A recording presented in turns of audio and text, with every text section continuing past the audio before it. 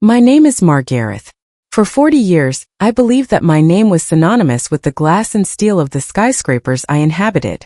I lived behind a fortress of cold numbers and clinical cynicism, thinking that the higher I climbed, the safer I would be from the messy, agonizing reality of the world below. I thought I was the one who owned the world, never realizing that I was the one living in spiritual poverty. Before I share the story of how a $2 bus fare shattered my fortress and saved my soul, I want to pause and say a deep, heartfelt thank you to each and every one of you for being here. Your time is a sacred gift, and I am truly humbled that you've chosen to spend it with me.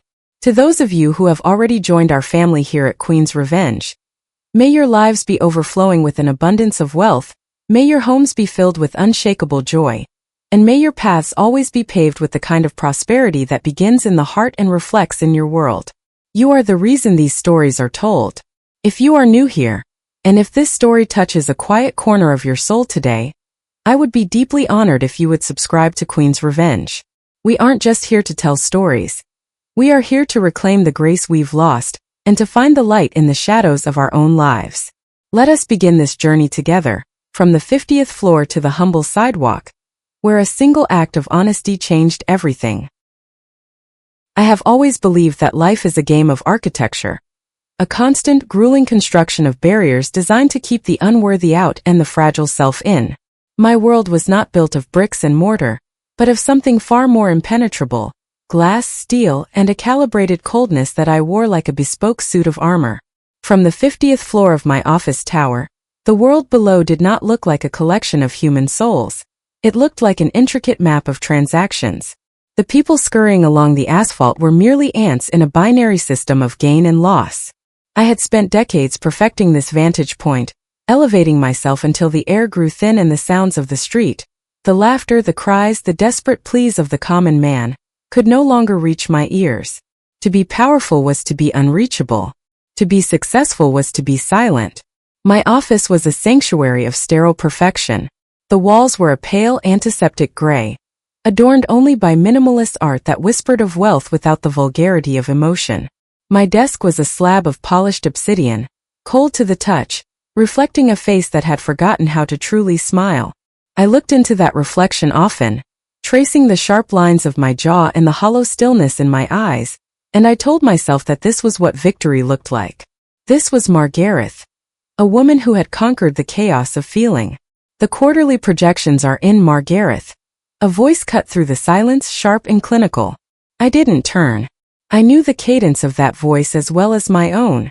It belonged to Sarah, my executive assistant, a woman I had handpicked not for her empathy, but for her exquisite lack of it. Sarah was my shadow, my mirror, and my most loyal sentry. She understood, as I did, that kindness was a currency we could not afford to waste. In our world, a helping hand was usually a hand reaching for your throat. And? I asked, my voice a low melodic hum that betrayed nothing. Exceeding expectations, Sarah replied, the sound of her tablet clicking rhythmically. Though the foundation is requesting another meeting regarding the Inner City Youth Initiative. They're looking for more heart in the branding. I let out a soft, mirthless laugh that died before it could reach the corners of the room. Heart, Sarah? Tell them heart doesn't balance a ledger. Heart is what people use when they run out of strategy. Send them a polite refusal. We aren't in the business of subsidizing mediocrity disguised as misfortune. Sarah nodded, her expression as unmoving as a marble statue. Of course. I'll draft the email. It's always the same, isn't it? Everyone wants a piece of the fortress, but no one wants to lay the stones. Because laying the stones is painful, I murmured, finally turning to look at her. It requires you to callous your hands and harden your soul. They want the warmth of the hearth without ever having to chop the wood. We shared a look of profound, cynical understanding. It was a dark comfort, knowing someone else saw the world as a predatory wilderness. To us, every stranger was a potential grifter, every sob story a calculated performance, and every act of charity, a tax-deductible vanity project. We had built our lives on the bedrock of suspicion, and it had served us well. We were safe. We were untouchable. We were profoundly, devastatingly alone, though we would never have used that word. As the sun began to dip below the horizon, bleeding a violent shade of crimson across the skyline, I gathered my belongings. My handbag was made of the skin of some exotic creature, its texture a reminder of the price of luxury. We descended in the private elevator, a mahogany-lined capsule that stripped away the layers of the world until we reached the subterranean silence of the parking garage. My car was waiting, a masterpiece of German engineering, blacker than a moonless night, its windows tinted so deeply that the interior felt like a confessional. It was my mobile fortress, a sanctuary of leather and silence that shielded me from the grit of the city. As the engine purred to life, a sound more like a heartbeat than a machine, I felt the familiar sense of detachment settle over me. We were about to exit the garage and enter the real world, the world of humid air, exhaust fumes, and the desperate eyes of those who had failed the game of architecture. The traffic is heavy on the bridge, Sarah noted, checking her phone as we glided toward the exit. We might be delayed. It doesn't matter, I replied, leaning my head back against the headrest. The world can wait. We have everything we need right here. I truly believed that.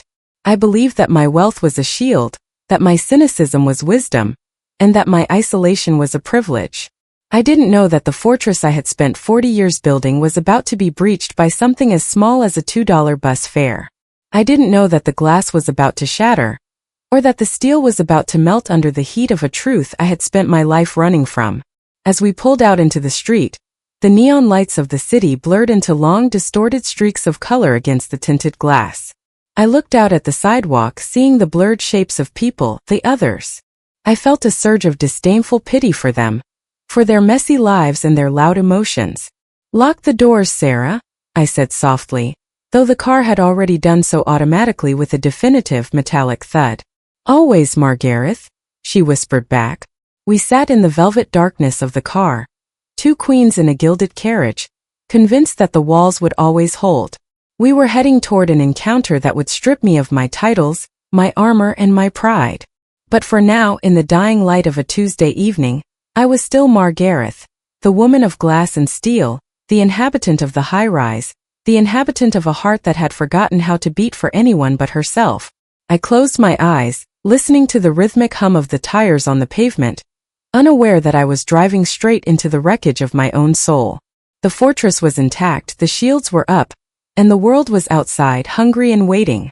I thought I was the one watching the world, but as we rounded the corner toward that fateful parking spot, the world was finally about to look back at me, and for the first time in my life I wouldn't be able to turn away.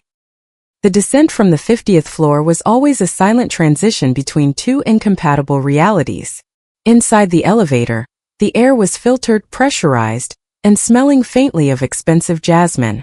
Outside, the city was a sprawling, chaotic beast, breathing exhaust and desperation. As the doors slid open to the street level, the humidity hit me like a physical weight, a reminder that despite my wealth, I still occupied a world that was governed by the elements. Sarah walked half a step behind me, her heels clicking a rhythmic, predatory staccato on the pavement. We were heading toward the curb where I had left my car, the black masterpiece of German engineering that served as my mobile throne. I was mid-sentence, discussing the acquisition of a boutique firm, when my words died in my throat. There, leaning over my car, was a shadow. It was a figure that didn't belong in the curated geometry of my life. He was a jagged edge in a world of smooth surfaces. A young man, perhaps barely 20, was hunched over the driver's side. His back was turned to us, but his presence felt like a violation. My pulse, usually a steady, calculated thrum, spiked with a jagged, primitive fear. In that instant, my mind didn't see a human being. It saw a threat, a parasite, a breach in the fortress I had spent a lifetime reinforcing. "Hey, what do you think you're doing?" Sarah's voice didn't just speak, it lacerated. It was the sound of a whip cracking over a subordinate. She lunged forward, her face contorting into a mask of righteous fury. To Sarah, this wasn't just a potential crime. It was an insult to the hierarchy we inhabited. She was the guardian of my gate, and she was ready to tear down anyone who dared touch the glass. The young man flinched, but he didn't run. That was the first thing that struck me, the lack of flight. Most who were caught in the crosshairs of women like us would have vanished into the city's gray arteries. But he slowly straightened his spine and turned around. "Get away from the car. Right now," Sarah screamed, her hand already reaching into her bag, likely for her phone to summon the authorities. "I'm calling the police. Don't you dare move an inch, you filthy." "Stop, Sarah," I said, my voice low but carrying the absolute weight of command. I stepped forward, my silk skirt whispering against my legs. I wanted to see him. I wanted to look into the eyes of the person who had the audacity to touch my sanctuary. He was a portrait of exhaustion. His clothes, a threadbare t-shirt and jeans that had seen too many seasons of hard labor, were stained with the orange dust of a construction site and the dark streaks of old grease. His hair was matted with sweat, sticking to a forehead that seemed too young to carry the deep lines of worry etched into it. But it was his eyes that stopped me. They weren't the eyes of a thief, shifty, darting, hungry. They were eyes that looked like they had seen the end of the world and were simply waiting for the echoes to fade. They were steady, clear, and hauntingly hollow. "The window," he said. His voice was a gravelly whisper, cracked from dehydration or perhaps from days of silence. "What about the window?" Sarah spat, her eyes scanning the car for scratches, for the marks of a forced entry. "Did you break it? If you touched the interior, I swear." "It was open," the boy interrupted, his gaze shifting from Sarah to me. He ignored the venom in her tone as if he were used to being treated like a stray dog. "The glass. You left it down. All the way." I froze. I looked past him. Indeed, the driver's side window was completely retracted into the door. In my haste to reach the office earlier that morning, distracted by a multi-million-dollar merger, I had committed the ultimate sin of the elite. I had been careless. "I saw the laptop on the seat," he continued, pointing a calloused, trembling hand toward the leather interior. "And the bag. People were looking. I thought if I stood here, they'd think I belonged to the car. They wouldn't try to take anything if someone was watching." The silence that followed was deafening. It was the sound of 1,000 assumptions shattering at once. He hadn't been trying to break in. He had been standing guard. He had been a human shield for my vanity, protecting the spoils of a life he couldn't even dream of. While I was upstairs in my ivory tower, dismissing the heart of charity initiatives, this boy, this mess of a human being, had been standing in the sweltering heat, inhaling the fumes of the street, to ensure that my world remained intact. Sarah's mouth hung open, the accusation dying on her tongue like a shriveled leaf. She looked at the car, then at the boy, then at me. For the first time in the 5 years I had known her, she looked truly small. I see," I murmured. My heart, that cold obsidian thing, gave a strange, painful thud. I looked at his hands again. They were empty. No tools, no stolen goods. Just the scars of a life lived on the periphery. He looked so fragile in his defiance, a sapling standing against a hurricane. He was dirty, yes. He was disheveled. But standing there against the backdrop of my shining, expensive car, he possessed a purity that made the polished metal look dull. "You've been standing here? All afternoon?" I asked, my voice softening in spite of myself.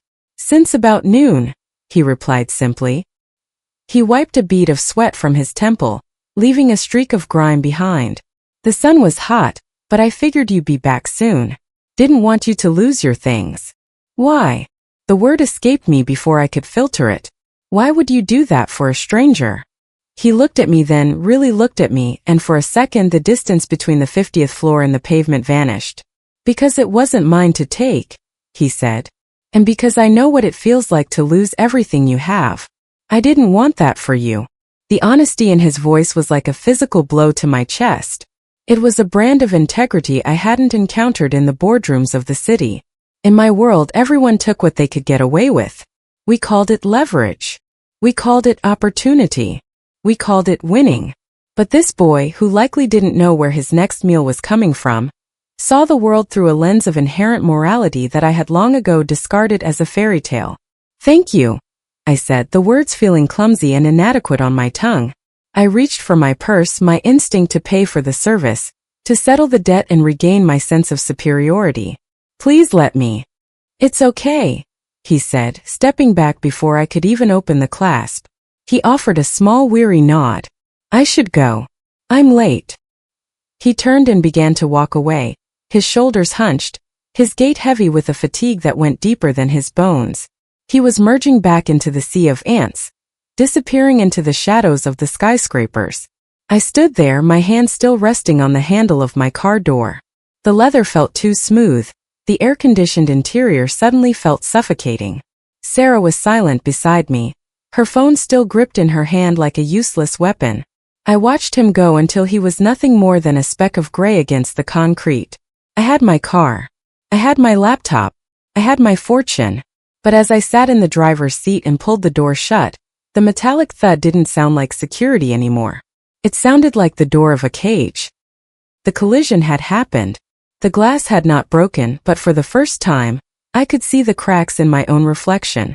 I thought I was the one who owned the world, but as I looked at the empty space where he had stood, I realized I was just a woman hiding in a fortress, while a boy with nothing had shown me what it meant to be truly brave.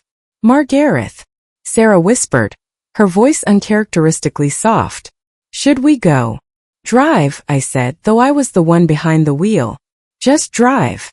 But as I pulled away from the curb, I couldn't shake the feeling that I was leaving a piece of my soul behind on that dirty sidewalk, standing guard in the heat, waiting for a grace I didn't yet know how to receive. The interior of the car, which only moments ago felt like a triumph of human achievement, now felt like a gilded coffin. I sat behind the wheel, my hands gripping the stitched leather so tightly my knuckles turned a ghostly bloodless white. The engine hummed, a perfect, expensive vibration, but it couldn't drown out the silence that had settled between Sarah and me. It was a heavy, accusing silence, thick with the scent of my own arrogance and the lingering dusty ghost of the boy who had just walked away. I looked at the passenger seat. My laptop bag sat there, its brushed metal clasp catching the afternoon sun.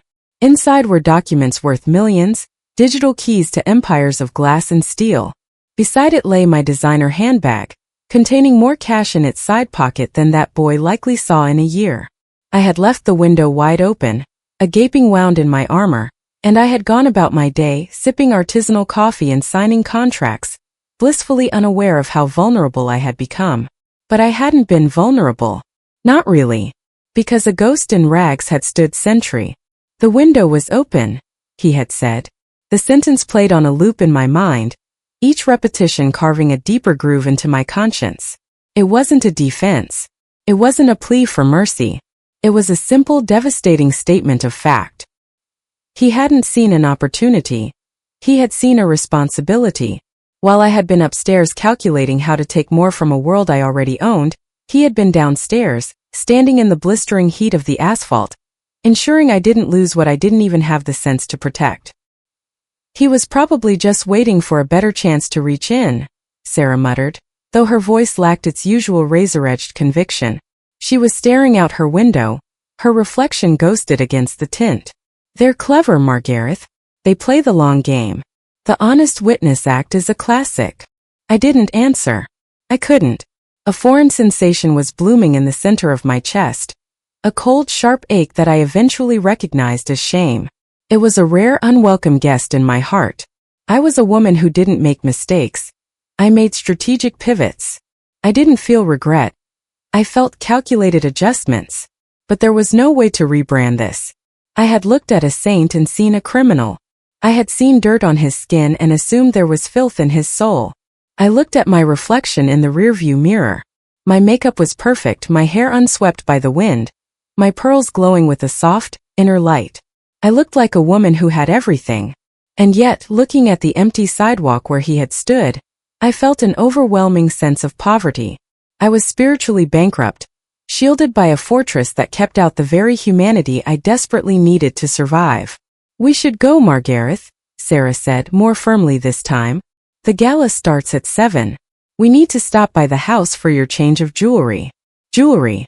The word felt obscene. I thought of the weight of the necklaces in my safe, cold, heavy stones that did nothing but announce my price tag to a room full of people doing the same.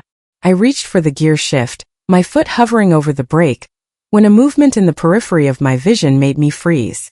Out of the sea of gray pedestrians, he reappeared. He was walking back toward the car, his pace hesitant, his head slightly bowed. My heart gave a violent, panicked leap against my ribs. Sarah saw him too. Her posture immediately stiffened, her hand flying to the door lock as if a monster were approaching the glass. "See," she hissed, her voice trembling with a mixture of fear and triumph. "He's back." I told you. Here comes the shakedown. Don't roll down the window, Margareth. Just drive. But I couldn't drive. I was anchored by a sudden desperate curiosity. I wanted to know what the price of a miracle was. I wanted to see if Sarah was right, if the world was as ugly and transactional as we had spent our lives believing it to be. If he asked for $1,000, I would give it to him, and in doing so I could reclaim my cynicism. I could go back to my fortress and tell myself that everyone has a price. I needed him to have a price. He stopped a few feet from the driver's side door. He didn't knock. He didn't demand. He just stood there, looking smaller than before, his fingers nervously twisting the hem of his stained shirt. I ignored Sarah's protests and lowered the window. The heat of the city rushed in, smelling of hot tires and old rain, stripping away the artificial coolness of the car. "I'm sorry to bother you again, ma'am," he said. He wouldn't meet my eyes. He was looking at the ground, at the expensive tires of my car that cost more than his entire life's possessions. "What is it?" I asked. My voice sounded thin, stripped of its corporate authority. I realized something," he stammered. His throat moved as he swallowed hard, a gesture of profound vulnerability. "I left my wallet at home this morning. I thought I had enough in my pocket, but I'm short. I need to get to the hospital and the bus. It's $2. I was wondering if I could borrow $2? I'll find a way to pay you back, I promise. I can come back to this spot tomorrow at the same time." $2. The number hit me like a physical blow. I felt the air leave my lungs. I had been prepared for a demand of hundreds, perhaps thousands. I had been prepared to buy my way out of this emotional debt. But $2? It was an insult to my wealth, yet a testament to his desperation. It was the price of a bus ticket, a bridge across the city to someone he loved. Sarah let out a sharp, mocking laugh. $2? That's the oldest line in the book. He'll take the $2 and go buy a hit of something or a bottle of cheap wine. Margareth, don't be a fool. I looked at the boy. Up close, I could see the tremors in his hands. I could see the sallow skin beneath the dirt, the hollows under his eyes that spoke of sleepless nights and skipped meals. This wasn't the face of an addict. This was the face of a person who was being slowly crushed by the world, yet was still trying to stand upright. $2, I repeated, my voice a mere whisper. "Yes, ma'am. Just for the bus," he said, his voice cracking. "I wouldn't ask. But it's an emergency. I have to get there." I reached for my bag. My fingers fumbled with the clasp, my vision blurring with a sudden, hot rush of tears that I refused to let fall. I pulled out a $20 bill, the smallest I had, and held it out to him. "Take this," I said. He looked at the 20. He didn't reach for it. Instead, he shook his head, a look of genuine distress crossing his face. "No, ma'am. That's too much. I only need 2. I don't want to take more than I need. I'm not a beggar." "It's not charity," I said, my voice rising with a desperate intensity. It's a thank you. For the window. For standing there. Please just take it." "I can't," he insisted, his voice firming with a dignity that made my heart ache. The window was free. I did that because it was right. But the bus, that's a debt. I only want to borrow what I can pay back. I looked at him, really looked at him, and realized that I was witnessing something extinct in my world. A man of pure, unadulterated honor. He was drowning in a sea of poverty, yet he refused to grab a golden life raft if it meant losing his sense of self. I reached into the center console, digging through the leather-lined tray until my fingers found 2 crumpled single-dollar bills. I held them out. His hand, scarred and stained with the grease of a world I didn't understand, reached out and took them. His touch was light, almost spectral. "Thank you, ma'am," he said, a look of immense relief washing over his tired features. "You don't know what this means. Thank you." He turned and began to walk toward the bus stop, his step a little lighter, a little faster. I watched him go, the $2 silence in the car far louder than any explosion. Sarah was quiet now, her cynicism momentarily stifled by the sheer, illogical honesty of the exchange. I sat there, my hand still hovering in the air where he had been, feeling the ghost of his gratitude. I had millions in the bank, but as I watched that boy walk away to catch a bus with my $2, I realized that he was the only one in that street who was truly free. I was a prisoner of my glass and steel, and he was the only person who had ever looked at me and seen something other than a paycheck. Sarah, I said, my voice cold and clear as ice. Yes, Margareth? Follow him. What? Margareth, the gala. I don't care about the gala, I snapped, putting the car into gear. Follow that bus. I want to know where a man goes when he only needs $2 to save his world. The fortress was still standing, but the gates were wide open, and for the first time in my life, I was stepping out into the light. The bus pulled away from the curb with a violent hiss of air brakes and a cloud of acrid, gray exhaust that momentarily obscured the sidewalk. Through the haze I saw him, a slight solitary figure standing on the bottom step, clutching the chrome railing as if it were the only stable thing in a world that refused to stop shaking. He didn't look back. He didn't look for the woman in the black car to offer a final wave of gratitude. He simply vanished into the metal gullet of the city's transit system, a $2 passenger on a journey I couldn't yet comprehend. Lucky break for him, Sarah muttered, her fingers dancing across her tablet with a frantic, nervous energy. $2 for 5 minutes of standing around. That's a better hourly rate than most of our entry-level analysts. Can we go now, Margareth? The traffic on the FDR is going to be a nightmare, and if we miss the opening remarks at the gala, the board will notice. Luck. The word felt hollow like a bell cast from lead. Sarah saw a transaction, a minor win in a game of survival. But as I shifted the car into drive, my eyes remained fixed on the rear lights of the bus. I felt a strange, visceral pull, a tether of curiosity that had snagged on the jagged edges of my conscience. The gala can wait, Sarah, I said, my voice sounding distant even to my own ears. Wait? Margareth, the governor is. I don't care about the governor, I interrupted, the sharpness of my tone cutting through her protest like a scalpel. I want to see where he's going. I pulled out into the stream of traffic, trailing the lumbering bus like a predator following a wounded animal, though the roles felt increasingly reversed. I was the one who felt exposed, my internal architecture groaning under the weight of a sudden, inexplicable dissonance.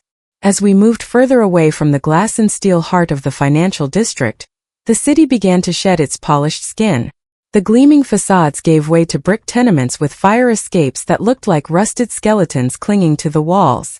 The air, even through the car's advanced filtration system, seemed heavier, smelling of damp concrete and the stale breath of poverty. I watched his retreating back through the rear window of the bus. Even sitting down, he seemed to carry a burden that exceeded his years. There was a profound heaviness in his silhouette, a slump of the shoulders that wasn't born of laziness, but of a soul that had been hammered thin by the relentless anvil of necessity. In my world, we talked about pressure. We discussed the crushing weight of a multi-billion-dollar merger, or the exhaustion of a 20-hour flight in a private suite. But looking at that boy, I realized our pressure was a luxury. Ours was the pressure of adding more to the pile. His was the pressure of keeping the pile from collapsing entirely. Why didn't he take the 20? The question gnawed at me. In every textbook I had studied, in every negotiation I had mastered, the rule was simple. Maximize gain, minimize loss. He had a massive, glaring need, and I had offered him a solution 10 times greater than what he asked for. By all laws of the predatory world Sarah and I inhabited, he should have snatched that bill and disappeared. But he hadn't. He had protected his dignity with more fervor than I protected my assets. He had looked at a $20 bill, a fortune in his current state, and seen it not as a gift, but as a threat to his integrity. He chose the struggle of a debt he could repay over the ease of a charity he could not. It was a slap in the face to my entire worldview. If people like him existed, people who valued their internal compass more than their external survival, then my fortress of cynicism wasn't a defense. It was a delusion. I had spent 40 years believing that everyone had a price, only to be humbled by a boy who wouldn't even accept a surplus of $18. This neighborhood is derelict, Margareth, Sarah whispered, her voice tight with genuine unease. She was staring at a group of men huddled around a trashcan fire on a street corner. We don't belong here. This is where hope goes to die. No, Sarah, I murmured, my eyes never leaving the bus. This is where hope has to fight to live. There's a difference. We turned onto a street lined with gray institutional buildings. The bus groaned to a halt in front of a sprawling complex of brick and darkened windows, the county hospital. It was a place where the air always smelled of antiseptic and old grief, a destination for those who had nowhere else to turn. I watched him step off the bus. He paused for a moment on the sidewalk, taking a deep, shuddering breath that seemed to rack his entire frame. He looked up at the towering hospital wings, his face pale against the encroaching twilight. He looked like a soldier returning to a battlefield he knew he couldn't win, yet he walked toward the entrance with that same quiet, heartbreaking dignity. I parked the car at the curb, the sleek black paint looking like a smudge of ink on a dirty canvas. "Stay here," I told Sarah. "Margareth, you can't go in there alone. It's not safe, and you're wearing $5,000 in silk." I ignored her. I stepped out of the car, and for the first time in years, I felt the unfiltered grit of the city beneath my heels. The wind was cold, biting through my thin blouse, but I didn't care. I followed him through the sliding glass doors, into a lobby filled with the low murmur of desperate voices and the flickering hum of fluorescent lights. I saw him at the reception desk, his voice a low, urgent thrum as he spoke to a weary-looking nurse. He was gesturing toward a clipboard, his hands shaking so violently, he had to grip the edge of the counter to steady himself. I stood in the shadows of a large pillar, watching the scene unfold. I was a ghost in this world of pain, a spectator to a tragedy I had spent my life ignoring.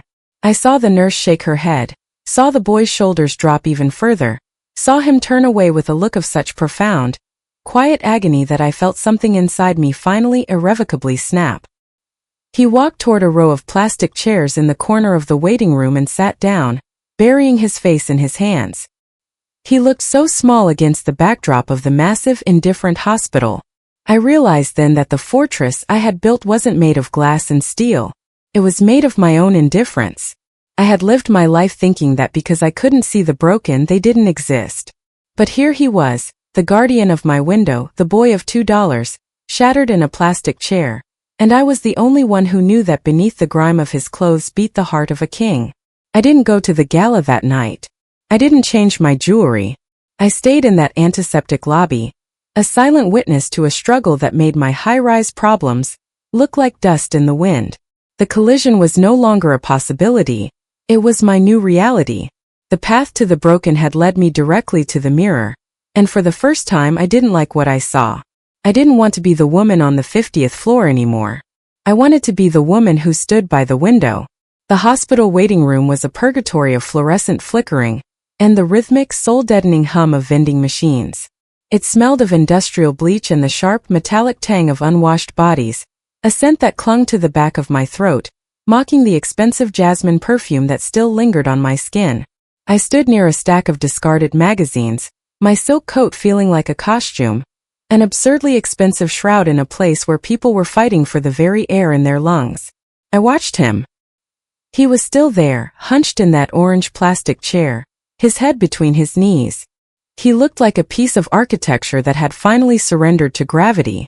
I thought back to the moment outside the car. Sarah's voice had been a jagged blade, slicing through the air with "I told you so." She had been so sure that his return was the beginning of a grift. She had expected a demand for hundreds, a sob story crafted to extract the maximum amount of gilt gold from a wealthy woman. But instead he had asked for $2. $2. To me, $2 was a rounding error in a tax filing. It was the loose change I'd find in the crevice of a sofa and ignore. It was less than the tip I'd give a valet for simply opening a door. But to this boy, those two crumpled bills were a bridge. They were the only way to cross the vast, indifferent expanse of the city to reach this sterile room. Without those $2, he would still be standing on that sidewalk, a guardian to a car he didn't own, unable to reach the man who was likely the only thing he had left in this world. The vulnerability of that request felt like a physical weight on my chest, a pressure that made it hard to breathe. I took a step forward, my heels making a sharp, intrusive sound on the linoleum. He didn't look up until I was standing directly in front of him. When he finally did, his eyes weren't filled with the hope of a beggar. They were filled with the terror of the exposed. "Ma'am," he whispered, his voice cracking. He started to stand, a reflex of a life taught to defer to power, but I placed a hand, a hand that had never known a day of hard labor, on his shoulder. "Stay," I said softly. "Please." He sat back down, his body trembling. "I'll pay you back. Promise. I needed to see him." "I know," I replied, sitting in the chair next to him. The plastic was cold and unforgiving. "Tell me about him. Tell me about why you're here." He looked at his hands, those scarred, grease-stained hands that had guarded my window. "My dad. He's a laborer. Construction. A scaffolding collapsed 3 days ago. He fell 40 feet. He let out a breath that sounded like a sob. He was too tired to finish. His spine, his internal organs. They say he needs surgery in 2 days, but the insurance is fighting it. They say it was a safety violation. They're trying to blame him so they don't have to pay." The cruelty of it hit me like a cold wave. I knew those corporations. I had represented them. I had sat in boardrooms and discussed mitigating liability and minimizing payouts, as if they were abstract numbers on a spreadsheet, never once considering the boy sitting in the orange plastic chair at the other end of that decision. "And your mother?" I asked, though I already feared the answer. He looked away, his jaw tightening. "Cancer. 2 years ago. We spent everything we had on her treatments. Every cent. She died in a room not much better than this one. After she went, it was just me and Dad. He worked double shifts so I could stay in school. He wanted me to be an architect. He used to say, 'Leo, you're going to build the world, not just carry the bricks for it.' Leo. He had a name. He had a dream. He had a father who loved him enough to break his own back for a future that was now disintegrating. 'Are you still in school, Leo?' He laughed, a sound so brittle and hollow it made my heart ache. "I dropped out 6 months ago. Dad's knees were giving out. I couldn't let him do it alone. I've been working under the table at the same sites. I carry the bricks now, Margareth." He used my name. It sounded different coming from him, not like a title but like a plea. "I was supposed to graduate this spring," he continued, his voice dropping to a whisper. "I had a scholarship to the university. But you can't eat a scholarship. And you can't pay for a father's surgery with a diploma." I looked at him, this brilliant broken youth. He was a collection of shards, the remnants of a life that should have been beautiful. He was the heart that I had told Sarah didn't belong on a balance sheet. He was the human cost of the efficiency I so admired. Every word he spoke was a stinging indictment of the world I had built for myself. I had spent my life accumulating wealth as a shield, believing that as long as I was high enough, the pain of the world couldn't reach me. But the pain was here, sitting in an orange chair, smelling of grease and grief, and it was more real than any quarterly report I had ever read. "I tried to get a loan," Leo said, his eyes unfocused. "But I have no collateral. I have no history. I'm just a boy with a dead mother and a broken father. To the bank, I'm a ghost. To the hospital, I'm a debt." He looked at me then, his eyes searching mine with a terrifying intensity. "Why did you follow me here? Are you here to take the $2 back?" The question was so absurd, so profoundly sad, that I felt the first tear finally break free and track a hot, shaming path down my cheek. He lived in a world where a stranger following him could only mean more loss. He couldn't even conceive of a world where someone might want to help, because that world had never shown itself to him. "No, Leo," I said, my voice thick with an emotion I could no longer suppress. "I'm not here for the money. I'm here because I've been living in a fortress of glass, and you're the first person who's ever made me see the cracks." I looked at his disheveled form, the dirty shirt, the weary eyes, the soul-crushing weight of a youth spent in the trenches of survival. I realized then that I didn't want to go back to my office. I didn't want to go back to Sarah and her cynical observations. I wanted to take every shard of this boy's life and try, however unsuccessfully, to piece them back together. But as I looked at him, I saw his pride, that fierce, stubborn independence that had made him refuse the $20. I knew that if I offered him a check now, he would walk away. He didn't want a savior. He wanted justice. He didn't want a handout. He wanted his father to breathe. "Leo," I said, standing up. I reached into my bag and pulled out a business card. Not my corporate one, but my personal one, the one only my family had. "I have to go. But I want you to know something." He looked at the card as if it were a foreign artifact. You aren't a ghost, I told him, leaning in until he could see the sincerity in my eyes. And you aren't just carrying bricks. You're the strongest man I've ever met. Don't let this place break you. Not tonight. I turned and walked away before he could say anything else, my heels clicking a slower, more somber rhythm on the linoleum. As I passed the nurse's station, I saw the bill for his father's admission. It was a staggering number, a mountain of debt that would bury a boy like Leo for the rest of his life. I walked out into the cold night air, the city lights blurring into a kaleidoscope of grief. Sarah was waiting in the car, her face illuminated by the glow of her tablet, a silent sentinel of the world I used to belong to. Is it over? She asked as I got into the driver's seat. Can we finally go home? No, Sarah, I said, staring at the brick walls of the hospital. It's just beginning. We aren't going to the gala. We're going to find out who owns this hospital. And then we're going to remind them what heart actually looks like. I put the car in gear, but I didn't feel like a queen in a carriage anymore.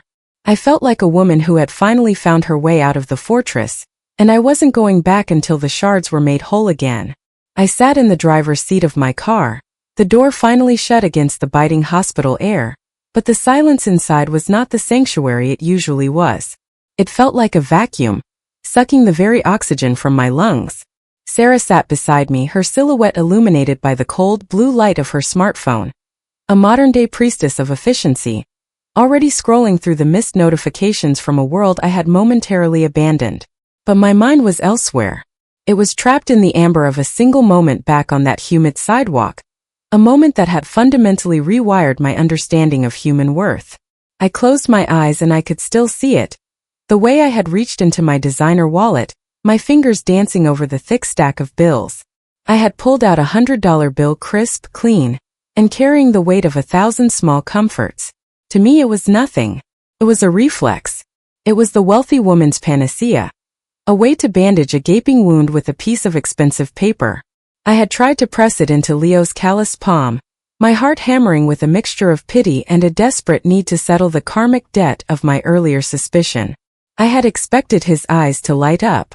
I had expected the frantic, stammering gratitude of a man who had just been thrown a lifeline in the middle of a storm. Instead, he had looked at that bill as if it were a poisoned chalice. He didn't see $100. He saw a test of his soul. His fingers had curled away, retreating as if the paper were white-hot. "Only two, ma'am," he had insisted, his voice hardening into something resembling granite. "I told you. I only need the bus." That rejection had hit me with the force of a physical blow. It was a rebellion of pride so fierce, so ironclad, that it made my vast fortune feel like a pile of worthless ash. In my world, everything, loyalty, silence, even love, was commodified. Everyone had a price, and I had spent my career mastering the art of paying it. But here stood a boy who was literally hemorrhaging his future to pay for his father's present, and he refused a surplus of $98 because his dignity wasn't for sale. "Why is he like that, Sarah?" I whispered, my voice echoing hollowly in the car. "Like what?" Sarah didn't look up. "Stubborn? Prideful. It's a defense mechanism, Margareth. People in his position, they have so little that they cling to their pride like a life jacket. If they let go of that, they have nothing left to define themselves against the world that's crushing them. It's illogical, of course. Logic says take the 100. Pride says stay hungry. Is it illogical?" I mused, staring at my own hands. Or is it the only thing he has that I can't buy? I realized then that Leo's pride was not a luxury. It was his fortress.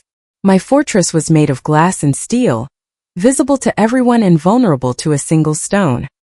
His fortress was internal, built from the invisible bricks of integrity and a refusal to be saved by the very class of people who had likely ignored him his entire life. To accept my $100 would be to acknowledge that he was a charity case. To take only $2 was to maintain the status of a borrower, a man of business, an equal who simply lacked a moment's liquidity. The shock of it still vibrated in my bones. I had never met a man so poor in pocket yet so obscenely wealthy in spirit. It made me feel small, a decorative ornament in a world of functional heavy machinery. "Sarah," I said, my voice regaining its edge, but this time it was sharpened by purpose, not cynicism. Call Jonathan at the firm. I need the private number for the chairman of the board at County Hospital. Now. Margareth, it's after hours. Jonathan is likely at the gala. Then tell him to step out into the hallway. I snapped. And tell him if he doesn't have that number for me in 5 minutes, he can start looking for a new firm to handle his litigation. Sarah's eyes widened. She finally put the phone down, seeing the look in my eyes. A look she hadn't seen since I fought for the CO chair 10 years ago. What are you planning? A silent invasion, I whispered. I couldn't give Leo the money directly. I knew that now. To walk back into that waiting room and hand him a check for the surgery would be an act of emotional violence. It would shatter the very dignity that kept him standing. I had to be a ghost of grace. I had to move the mountains in his path without him ever knowing who held the shovel. As Sarah began the frantic series of calls, I looked out the window at the hospital's looming silhouette. I felt a strange, intoxicating rush. For the first time in my life, I wasn't using my power to win a contract or crush a competitor. I was using it to protect a boy who had guarded my car window. I have him, Sarah said, handing me the phone. The chairman. He's a bit confused as to why the Margareth Sterling is calling him at 8 p.m. on a Tuesday. I took the phone, my heart racing. Arthur? It's Margareth. Listen closely. There is a patient in your surgical wing, Samuel Vance. He fell from a scaffolding. Your billing department is currently obstructing his care. I want that obstruction removed. I want the best surgeons in the state on his case by sunrise. And Arthur? The bill for everything, the surgery, the recovery, the private room, it's coming to me. But here is the condition. The son, Leo, must never know. Tell him there was an anonymous foundation grant. Tell him the construction company's insurance finally settled. Tell him a miracle happened. But do not mention my name. There was a pause on the other end of the line. Margareth. This is highly irregular. Why are you doing this? I looked at the orange plastic chairs through the glass doors of the lobby, where a boy was still sitting, waiting for a bus that had already come and gone. Because for $2, Arthur, I bought a piece of my soul back, I said, my voice trembling with a sudden, overwhelming grief. And I think it's the best investment I've ever made. I hung up before he could respond. The silence in the car returned, but it was no longer a vacuum. It was a space filled with a terrifying, beautiful weight. I was a woman who lived in a fortress of glass, but tonight, I was learning that the only way to truly see the light was to let the glass shatter. Leo's rebellion of pride had won. He wouldn't take my $100. But I would give him his father's life, and I would do it from the shadows, honoring the man he was by pretending I didn't exist. Let's go, Sarah, I said, leaning back into the leather seat. To the house. No, I replied, looking at the city lights. To the office. I have a scholarship fund to establish. And I think it's time we looked into the safety records of every construction site our firm represents. It's time we stopped just building the world and started worrying about the people who carry the bricks. The car pulled away from the curb, leaving the hospital behind. But as I watched Leo's small, hunched figure disappear in the rearview mirror, I knew that the rounding error of $2 had forever changed the math of my life. The sky above the hospital was a bruised expanse of charcoal and indigo, weeping a thin icy drizzle that felt like the world's collective grief condensed into water. It was a morning sky, heavy and suffocating, mirroring the leaden weight that had taken residence in my chest. As I steered my car toward the curb where Leo stood, the headlights cut through the gloom like twin blades of clinical, unforgiving light, illuminating the staggering distance between his life and mine. I slowed the vehicle to a crawl, the engine whispering a low-frequency hum that seemed indecently smooth in such a jagged neighborhood. Through the window I watched him. He was a solitary figure, hunched against the rain, his threadbare shirt clinging to his sharp shoulder blades. He looked like a stray leaf caught in a storm drain, fragile, discarded, and utterly alone. I pressed the button to lower the passenger window. The mechanical whir sounded like a sacrilege in the quiet of his despair. Leo, I called out. My voice was stripped of its boardroom iron, sounding instead like a fractured reed. Get in. I'll take you wherever you need to go. He froze. He didn't look at me at first. His gaze was fixed on the car, the shimmering black paint, the chrome accents that gleamed even in the dark, and the interior that glowed with a soft amber ambient light. To me, this car was a tool of transport, a mobile office, a tax-deductible asset. To him, it was a shrine of unattainable luxury, a spaceship from a galaxy he would never inhabit. He stepped toward the door, then stopped abruptly, his hand hovering inches from the handle. He looked down at himself, and for the first time I saw the true depth of his shame. He was covered in the orange dust of the site. His jeans were smeared with the dark, oily residue of machinery, and his shoes were caked in a gray slush that was already dripping onto the pavement. "I can't," he whispered. The rain was matting his hair to his forehead, and his breath hitched in the cold air. "I'll make a mess, ma'am. Look at me. Your seats. They're perfect. I'll ruin them." The words sliced through my remaining defenses with the precision of a surgeon's knife. "I'll make a mess." In that one devastating sentence, he revealed the architecture of his world. He didn't see a ride home. He saw a contamination. He saw himself as a mess, a stain on the pristine fabric of my perfection.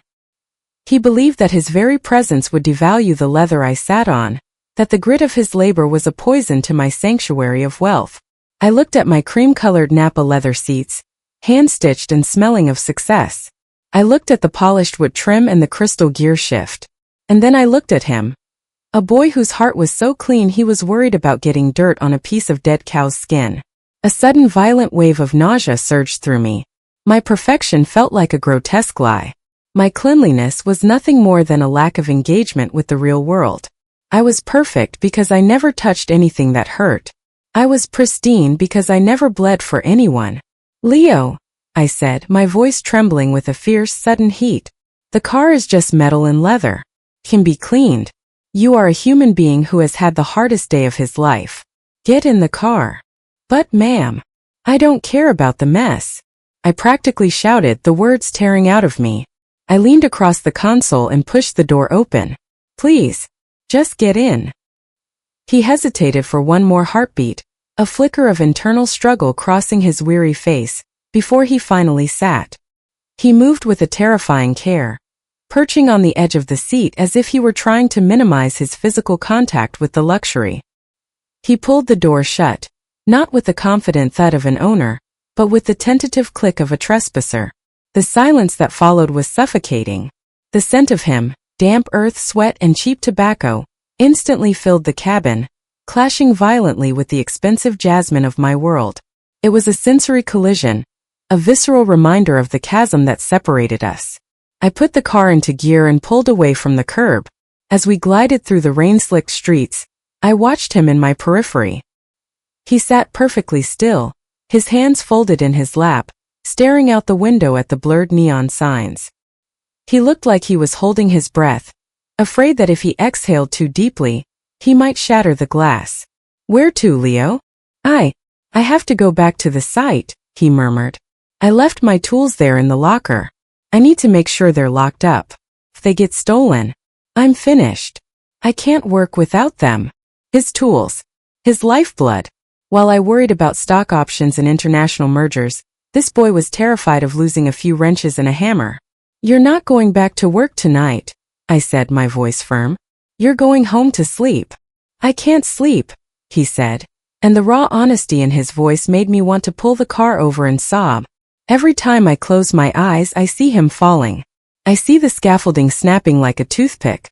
I see the blood on the concrete.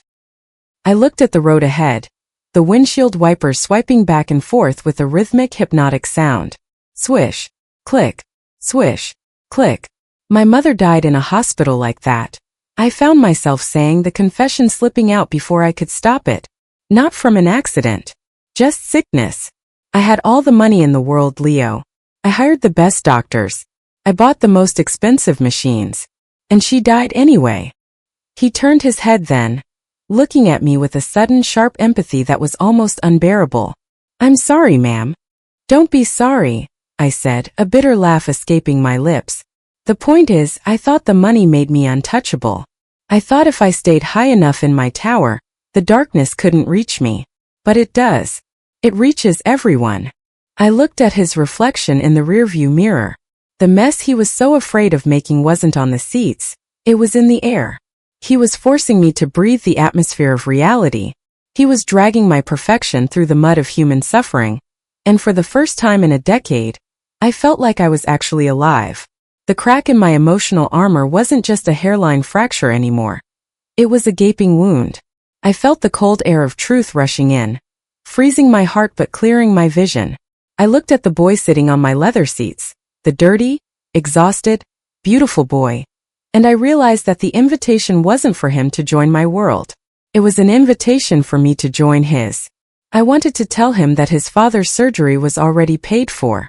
I wanted to tell him that his life was about to change. But I saw the way he gripped his calloused hands, the way he carried his pride like a shield, and I knew I couldn't say a word. I had to let him think the miracle was his own or the world's or God's. I had to let him keep the only thing he had left, the belief that he could survive on his own terms.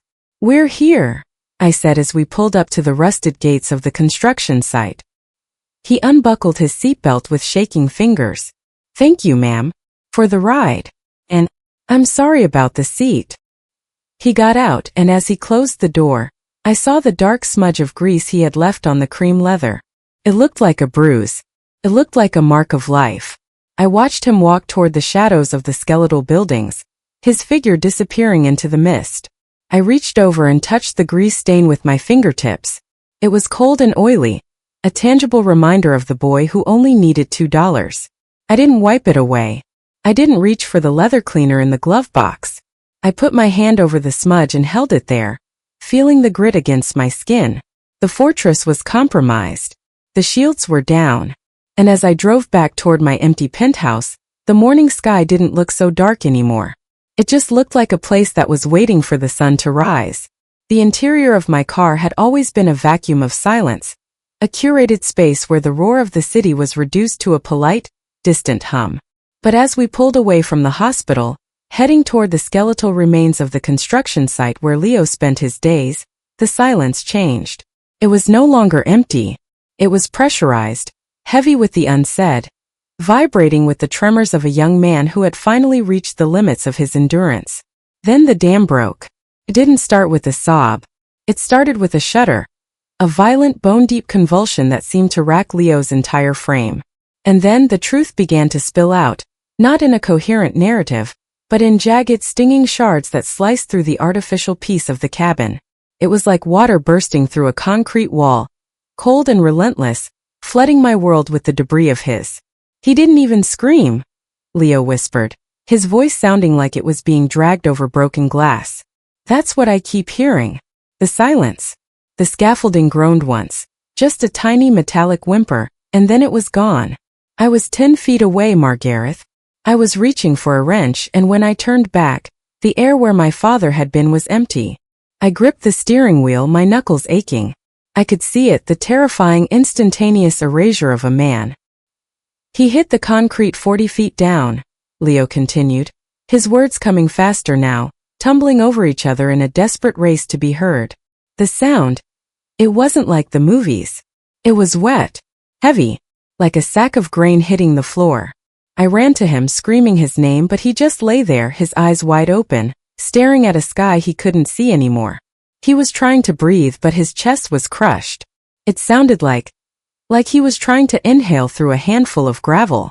I felt a sharp, stabbing pain in my own chest, a sympathetic reaction to the visceral horror of his memory. This wasn't a workplace incident in a file. This was a son watching the foundation of his world crumble onto a dirty construction floor. The foreman, he didn't even call the ambulance first. Leo spat, a flash of raw, acidic bitterness coloring his tone. He called the company lawyer. He wanted to make sure the safety harness was unclipped before the paramedics arrived. He wanted to make sure my dad was the one at fault. They didn't see a dying man. They saw a liability. They saw a lawsuit that needed to be strangled in the cradle. The revelation of such casual, corporate cruelty made my blood run cold. I knew that world. I had lived in its shadows, drafting the very documents that protected the foreman and silenced the sons. I looked at Leo, and for a moment I saw myself as he must see me, as part of the machine that was currently trying to grind his father into the dirt. "And then there's Mom," he whispered, his voice dropping to a register of such profound grief that I felt the air leave the car. "She was the one who kept the peace. She was the one who told me I was going to be an architect. She used to draw floor plans on the back of grocery receipts while she waited for the bus. She had this dream of a house with a library. Not a big one, just a place for books. He paused, a single heavy tear finally escaping and carving a path through the dust on his cheek. She died in the winter. 2 years ago. The cancer was like a thief that didn't just take her life. It took everything we had. We sold the car. We sold her jewelry. We even sold the books from her dream library just to pay for the morphine that barely touched the pain. When she finally went, we didn't even have enough for a proper headstone. She's just a number in a field of gray margareth, a memory in a graveyard that smells like exhaust fumes. The silence returned, but it was different now. It was the silence of a tomb. I looked at Leo's profile, the sharp jaw, the hollowed-out eyes, the hands that were stained with the labor of survival. He wasn't just working a job. He wasn't just dropping out. He was an atlas, a boy king carrying the weight of a shattered family, a dying father, and a ghost mother on his narrow, trembling shoulders. He had traded his youth for a shovel. He had traded his dreams for a paycheck that barely covered the cost of breathing. Every book he didn't read, every lecture he didn't attend, every laugh he didn't share. They were all sacrifices made on the altar of a love so deep it bordered on the divine. "I'm all he has," Leo said, his voice steadying into a terrifying, fragile resolve. "If he dies, if I can't get that money for the surgery, then the thief wins. The cancer, the accident, the lawyers. They all win. And I'll be the last one left in a world that doesn't even know my name." We pulled up to the construction site. It was a skeletal beast of rusted steel and dark pits, looming against the night sky like a monument to unfinished business. The rain had turned the ground into a treacherous mire of orange mud and oil. Leo reached for the door handle, but he didn't open it immediately. He looked at the site, then back at me. "I'm sorry," he said, his voice small. "I shouldn't have said all that. You didn't ask for my life story. You just gave me a ride." "Leo," I said, my voice thick with an emotion I couldn't name. "Don't ever apologize for being human. Not to me." He nodded, a brief, jerky movement, and stepped out into the rain. I watched him walk toward the rusted gate, his figure illuminated by the flickering security lights. He looked so small against the steel. He looked like a shard of glass in a world of hammers. I sat in the car, the engine idling, the heater blowing warm air that I no longer felt. I looked at the grease stain on my seat. It wasn't a mess. It was a map. It was the physical evidence of a life that was currently being extinguished by the very system I helped maintain. I reached for my phone. My hands were shaking. I didn't call Arthur this time. I didn't call a lawyer. I called my own heart, and for the first time in my 40 years it answered. The miracle I had set in motion, the paid surgery, the anonymous grant, it wasn't enough. It was a bandage on a decapitation. Leo didn't just need his father to live. He needed his own life back. He needed to be the architect, not the bricklayer. He needed to be the boy his mother saw on the back of those grocery receipts. As he disappeared into the shadows of the construction site to retrieve the tools of his labor, I began to draft a new kind of contract. Not a merger. Not an acquisition. A restoration. The fortress of glass and steel was gone. I was standing in the mud now, and for the first time I could see the stars. The rain continued its rhythmic assault on the roof of the car, a relentless staccato that felt like the ticking of a clock counting down a life. Inside the cabin, the air was thick, heavy with the salt of Leo's tears and the metallic scent of his exhaustion. I watched him through the rearview mirror, a young man sitting in a throne of leather, looking as though he expected the seat to swallow him whole. My mind was a whirlwind of balance sheets and moral ledgers. I kept thinking about his hands, those young scarred hands that should have been holding a drafting compass or flipping through the pages of a thick architectural textbook. Instead, they were stained with the indelible ink of manual labor. "Leo," I said, my voice barely a whisper, yet it felt like a shout in the pressurized silence. "Why aren't you in school? You mentioned a scholarship. You mentioned the university." The silence that followed was not merely an absence of sound. It was harrowing. It was a physical presence that expanded within the car, pressing against the windows, suffocating the light. It was the silence of a grave, the grave of an ambition. He didn't answer for a long time. He simply stared at the raindrops racing down the glass, his jaw set in a line of such agonizing tension that I feared it might snap. When he finally spoke, his voice was a hollow echo of the boy he had been just a year ago. "You can't eat a blueprint, ma'am," he said. The words were flat, stripped of all color, all hope. "And you can't pay a surgeon with a high GPA.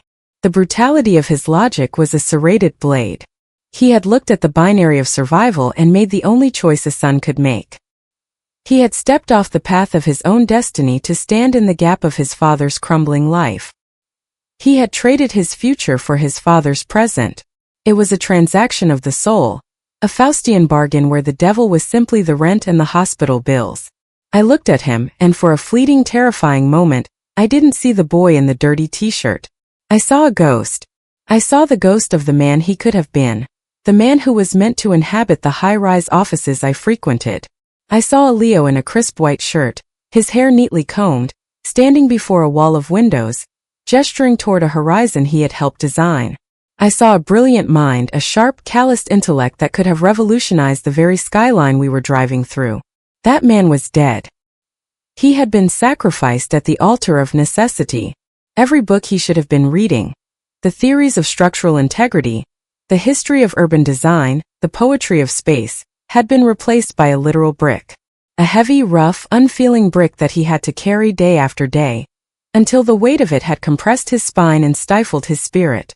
The bricks didn't just build the walls of the city, they built the walls of his prison. "I had a 4.0, he whispered, almost to himself. I loved the way the ink felt on the vellum. I loved the math. The math was... It was the only thing that made sense. If you followed the numbers, the building stood up. It was honest. He let out a ragged breath. The world isn't like math, is it? You can do everything right, you can follow every rule, and the scaffolding still breaks. My heart didn't just ache. It felt like it was being systematically dismantled. I thought of the millions I had spent on vanity projects. Art for the lobby, wine for the board meetings, a third vacation home I visited once a year. That money was a mountain of books. It was a sea of ink. It was 1,000 graduations. And here was a boy who had been forced to bury his mind in the mud, just to keep his father's heart beating. It was a theft. Not a theft of property, but a theft of a human soul. The system I had mastered, the one that rewarded my ruthlessness and ignored his resilience, had stolen the architect and left me with a laborer. "It's not fair," I murmured, the words feeling pathetic and small. Leo turned to look at me, and the depth of his cynicism was a mirror of my own, but forged in the fires of reality rather than the ice of privilege. "Fair is a word they use in school, Margareth. Out here there's just done and undone. My dad is undone. My mom is gone. And the school, that's a dream for someone who doesn't have to worry about the price of a bus ticket." He looked back at the construction site, the skeletal steel beams looking like the ribs of a giant dead beast. "I'm a bricklayer now. That's who I am." "No," I said, my voice gaining a sudden fierce clarity. "That's what you're doing. It's not who you are." I looked at the grease-stained seats, at the shadow of the boy who had guarded my window, and I knew that paying for the surgery was only the beginning. Grace is not a one-time transaction. It is a commitment to restoration. As we arrived at the rusted gates, I watched him step out into the rain once more. He looked so fragile yet so impossibly strong. He was a boy carrying the weight of a man, and a man carrying the grief of a boy. I pulled my phone from my bag. I didn't call Sarah. I didn't call the firm. I looked up the registrar's office at the university he had mentioned. I looked up the dean of architecture. I began to draft an email that didn't talk about liability or settlements. It talked about a ghost. "I am establishing a full-ride endowment," I wrote, my fingers flying across the screen. "The Samuel and Maria Vance Scholarship for Architectural Excellence. It is to be awarded immediately to a student named Leo Vance. It covers tuition, books, housing, and a monthly stipend for family medical expenses. It is retroactive. And it is anonymous." I looked up at the construction site. Leo was disappearing into a darkened trailer to get his tools. He was walking into the mouth of the beast that had tried to consume him. He doesn't need to carry any more bricks, I thought, a hot, shaming tear splashing onto my phone screen. He's going to build the buildings. I realized then that my perfection had been a hollow shell. I had been the one who was truly undone, living a life of decorated emptiness. But tonight I was learning to be an architect of a different kind. I was learning how to build a bridge across the chasm of class and pain. The ghost of the classroom was about to be given a body again. And as I sat in the rain watching the shadows, I felt a strange, terrifying joy. For the first time in my life, I wasn't winning a game. I was saving a life. And in the process, I was finding the woman I was always meant to be. The fortress was gone. There was only the rain, the mud, and the beautiful, agonizing blueprints of a new world. The hospital loomed before us like a monolithic altar to human frailty, its rows of windows glowing with a sickly, jaundiced light against the obsidian sky. As I pulled the car into the emergency bay, the tires crunched over grit and discarded surgical masks, the debris of a place where life and death were negotiated in seconds. This was a realm of white tiles and cold hope, a sterile labyrinth where the air was stripped of its vitality and replaced with the scent of ozone and unuttered prayers. Inside the car, the atmosphere was different. It was heavy, humid with the remnants of Leo's story, and vibrating with an electricity that felt like a localized storm. I looked at him, silhouetted against the stark, clinical glare of the hospital's entrance. He looked like a man walking toward his own execution, yet there was a stillness in him that was more terrifying than any scream. My hand moved instinctively toward my handbag. Inside, tucked into a side pocket, was an envelope. It wasn't just paper. It was a stack of $100 bills, a thick, vulgar wedge of solutions that I had prepared in a moment of frantic, wealthy desperation. It was enough to cover the surgery, the recovery, and a year of his life. I wanted to hand it to him. I wanted to be the architect of his salvation in a way that he could see, touch, and thank me for. I wanted the relief of being his hero. "Leo," I said, my voice cracking under the weight of my own ego. I reached out, pressing the envelope toward his hand. "Please, take this. For the surgery. For the doctors. Don't think about the debt. Just take it." He looked at the envelope. In the harsh light of the hospital bay, the green of the currency looked sickly, almost decayed. He didn't reach for it. He didn't even flinch. He simply looked at it with a profound, weary detachment, as if I were offering him a handful of dead leaves. "I can't, ma'am," he said. His voice wasn't sharp. It was soft, imbued with a terrifyingly beautiful independence that felt like a physical barrier between us. "Leo, your father's life is at stake," I pleaded, my voice rising. I was frustrated, not by his situation, but by my inability to control it with the one weapon I had spent 40 years honing. "This is a drop in the bucket for me. It's nothing. Why won't you let me help you?" He turned to me then, and the look in his eyes made the silver jewelry at my throat feel like a noose.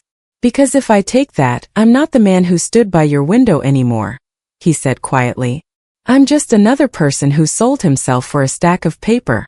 My father taught me that a man's word and his back are the only things the world can't take unless he gives them away. I've already given my back to the bricks. I'm keeping my word." He looked at the hospital doors, then back at me. "You already gave me what I needed. You gave me the $2. You gave me a way to get here. You gave me a chance to hold his hand before he goes into the dark. That was a gift. That was human. This." He gestured vaguely at the envelope. "This is just an exit strategy for your conscience." The words hit me with the force of a physical blow. I felt the air leave my lungs. He had seen right through me. My generosity was a selfish act, a way to buy my way back into the fortress of my own comfort, so I wouldn't have to feel the sting of his reality anymore. I wanted to pay him so I could stop hurting.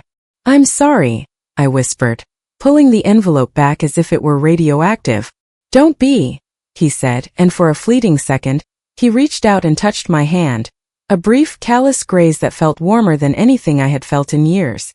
"Thank you for the $2, Margareth. I'll never forget them. Or you." He stepped out of the car. The door closed with a definitive metallic click, the sound of a world sealing itself off. I watched him walk through the sliding glass doors, his slight frame swallowed by the sterile labyrinth of the lobby. He didn't look back. He walked into that forest of white tiles and fluorescent, humming with his head held high, a king in rags entering a palace of pain. I sat there, alone in the velvet darkness of my car, feeling smaller than I had ever felt in my life. My titles, my millions, my high-rise office, they were all toys. They were trinkets of a small, frightened woman who had mistaken having for being. Leo had nothing, yet he moved with a sovereignty that I couldn't even fathom. He was the giant, I was the ant. I looked at the dashboard clock. In a few hours, the miracle I had orchestrated behind the scenes, the paid-in-full surgery, the anonymous scholarship, would begin to ripple through the hospital's bureaucracy. The doctors would tell him the insurance had cleared. The registrar would tell him his tuition was covered. He would think it was luck or God or a glitch in the system. He would never know it was me. And for the first time I realized that was the only way it could be. To tell him would be to destroy him. To be his anonymous benefactor was the only way to honor the man who wouldn't accept my $100 but would cherish my $2. I put the car in gear and began the slow drive back to my penthouse. As I passed the nurse's station through the glass, I saw the blur of white coats and the flicker of monitors. Somewhere in that maze a boy was sitting by a bed, holding a man's hand, believing in a world that had tried to break him. I was no longer the woman of glass and steel.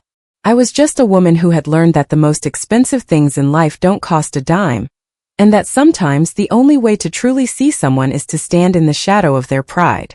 The fortress was quiet tonight, but for the first time it didn't feel like home. It felt like a waiting room. I couldn't walk away. The car was a sanctuary of hand-stitched leather and climate-controlled perfection, but as I sat there, the engine's purr felt like a mockery of the erratic, frantic thrumming of my own heart. I watched the sliding glass doors of the hospital, those transparent jaws that had swallowed Leo whole, and I realized that if I drove away now, I would be leaving the only part of myself that still felt alive on that sterile curb. I stepped out of the vehicle once more. The rain had slowed to a vengeful mist, coating my skin in a fine freezing shroud. I didn't look at Sarah.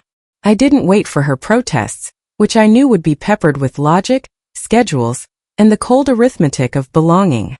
I walked back into the hospital, my heels striking the linoleum with the finality of a gavel. I found the billing office tucked away in a dimly lit corridor, far from the dramatic hum of the emergency room. This was the accounting department of human suffering, a place where the vibrant, messy agony of life was distilled into cold black and white ledgers.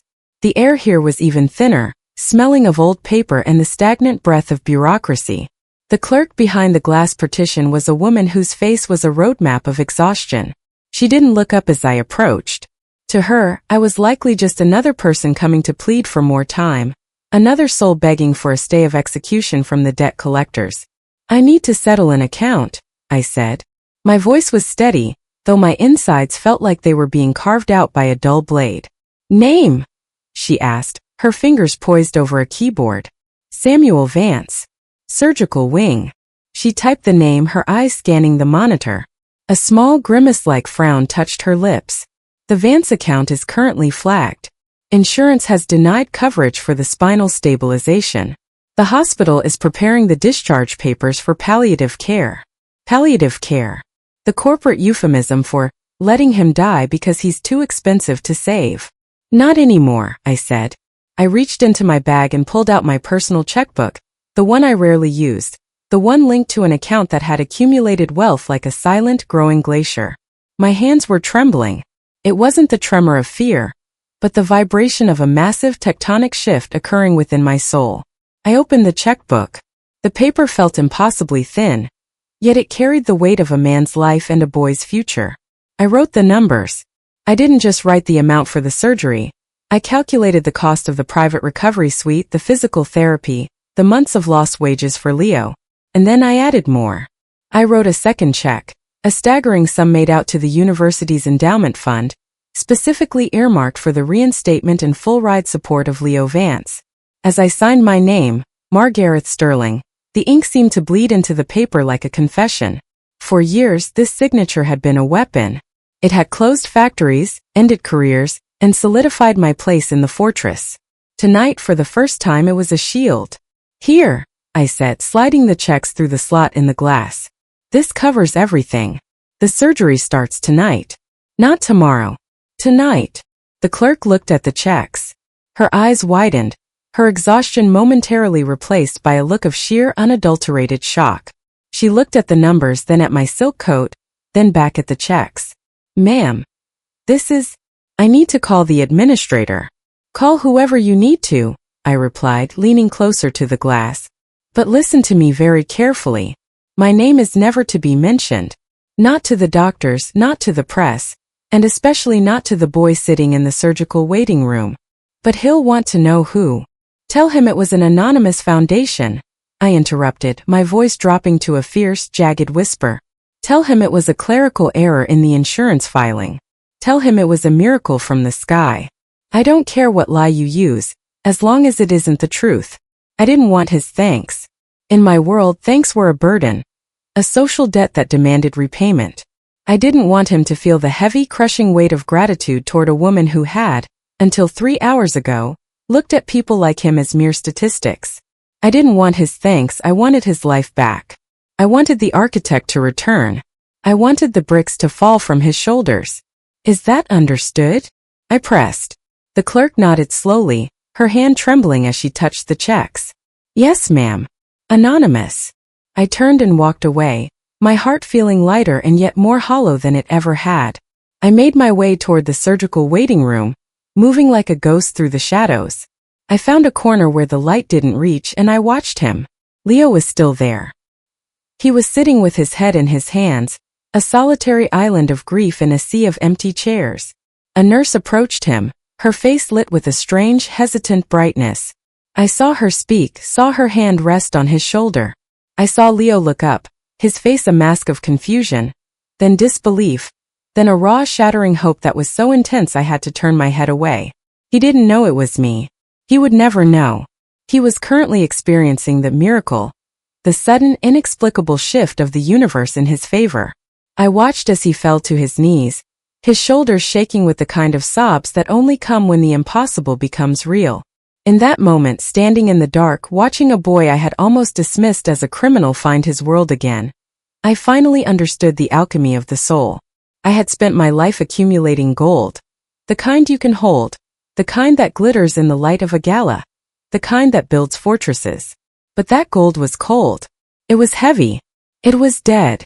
The purest form of gold isn't what you hold in your hand. It's what you give away in the dark. It's the grace that doesn't ask for a receipt. It's the kindness that remains nameless. I had dismantled the Margareth of the 50th floor with a single stroke of a pen, and in the wreckage of my old life, I had found something far more precious than profit. I walked out of the hospital for the final time that night. The rain had stopped. The city air was crisp, smelling of wet pavement and the slow, inevitable approach of dawn. Sarah was waiting by the car, her face unreadable. Is it done? She asked. No, I said, looking up at the sky, where a single star was fighting through the clouds. It's just the beginning. I got into the car, but I didn't look at the leather seats. I didn't look at the tinted windows. I looked at my hands, my empty, trembling, beautiful hands, and I realized that for the first time in 40 years they were finally clean. The silent covenant was sealed. I was a ghost in his story, a shadow that had moved a mountain. And as we pulled away from the hospital, I knew that while I would never hear him say thank you, I would hear the sound of his buildings rising into the sky for the rest of my life. 6 months have passed since the night the sky mourned over a hospital bay. Yet time no longer feels like a relentless march toward an invisible finish line. For me, time has recalibrated. It has slowed into a series of quiet, deliberate breaths. The fortress of glass and steel still stands. I still occupy the high-rise, still navigate the complex currents of the city's elite, tame but transformed. I am no longer a prisoner of my own architecture. I have learned the art of tearing down walls to let the light in.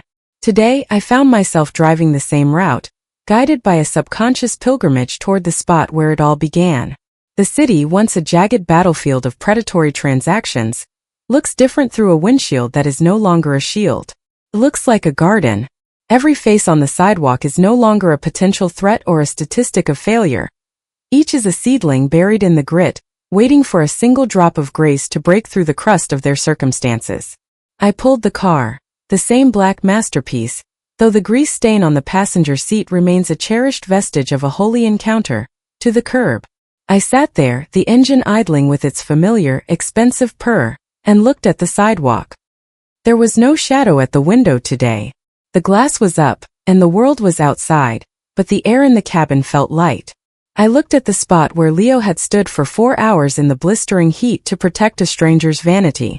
I remembered the way I had looked at him then, with a cold, clinical suspicion that now feels like a sickness I've recovered from. I thought about the math of that day. I had offered $100 to settle a debt I didn't even know I owed. He had asked for $2. It was the most expensive $2 I have ever spent, and the only investment I have ever made that yielded a return of infinite value. I shifted the car into gear and drove toward the university. I didn't park in the reserved faculty lot. I stayed on the perimeter, watching the students spill out from the Gothic arches of the architecture building. The air was crisp, smelling of blooming jasmine and the electric promise of spring. And then I saw him. He was walking with a group of peers, his stride no longer heavy with the crushing weight of a family's survival. He was carrying a cardboard tube, blueprints, and a stack of books that looked heavy enough to break a lesser man. But Leo didn't look burdened. He looked anchored. His shoulders were square, his head held high, and for the first time I saw him laugh. It was a bright, resonant sound that carried across the lawn, a sound that had been buried under 40 feet of scaffolding and 2 years of grief. He looked like the man his mother had seen on the back of those grocery receipts. He was the architect, no longer the bricklayer. He was the ghost made flesh, the potential rescued from the altar of necessity. I watched him from behind the tinted glass, a ghost in his own story. He will never know my name. He will never know that the scholarship that pays his rent and the anonymous foundation that saved his father's life all trace back to a woman in a black car, who was too arrogant to roll down her window. He thinks a miracle happened to him. He thinks the universe finally looked down and saw his struggle. And he's right. But the miracle didn't just happen to him. As I watched him adjust the strap of his bag and head toward the library, I felt a surge of emotion so intense it made my vision blur. I realized then that in my desperate, clumsy attempt to save him, I was the one who had been rescued.